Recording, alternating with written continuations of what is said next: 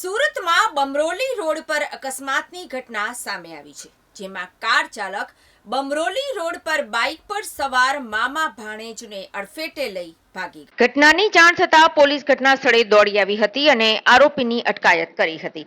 હાલ પોલીસે drink and ડ્રાઈવનો ગુનો નોંધી કાર્યવાહી હાથ ધરી છે. સુરત શહેરમાં વેગેનાર નંબર GJ05JK1028 ના ચાલકે બાઇક પર જઈ રહેલા મામા ભાણેજને ટક્કર મારી હતી, જેના કારણે ત્રણેય લોકો રોડ પર ભટકાયા હતા અને ઈજાગ્રસ્ત થયા હતા. જોકે બાળકી ગંભીર રીતે ઘાયલ થતા તેને તાત્કાલિક સારવાર અર્થે હોસ્પિટલ ખસેડવામાં આવી હતી. આ ઘટનામાં હર્ષદ પ્રહલાદભાઈ પટેલ દ્વારા ફરિયાદ આપવામાં આવી અને તેમણે જણાવ્યું કે તેમના ભાઈ સનીકુમાર નટવરભાઈ પટેલ અને ભાણેજ 8 વર્ષની નિત્યા પ્રિયંક પટેલને ઈજા પહોંચી હતી. મામા ભાણેજ છે અકસ્માત તિરુપતિથી અલથાણ જતા ખાડી બ્રિજ પાસે થયો હતો, જ્યાં ઈજા પામનાર પરિવાર રામકથામાં હાજરી આપીને અલથાણ જઈ રહ્યો હતો.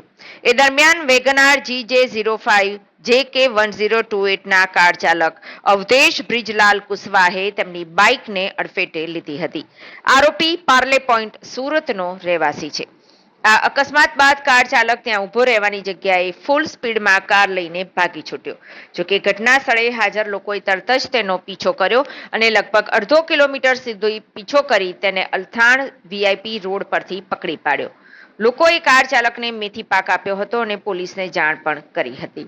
અલથાણ પોલીસ ઘટના સ્થળે પહોંચી હતી. જોકે અકસ્માત પાંડેસરા પોલીસ મથક વિસ્તારમાં થયો હોવાથી પાંડેસરા પોલીસને આરોપી સોંપી દેવામાં આવ્યો છે.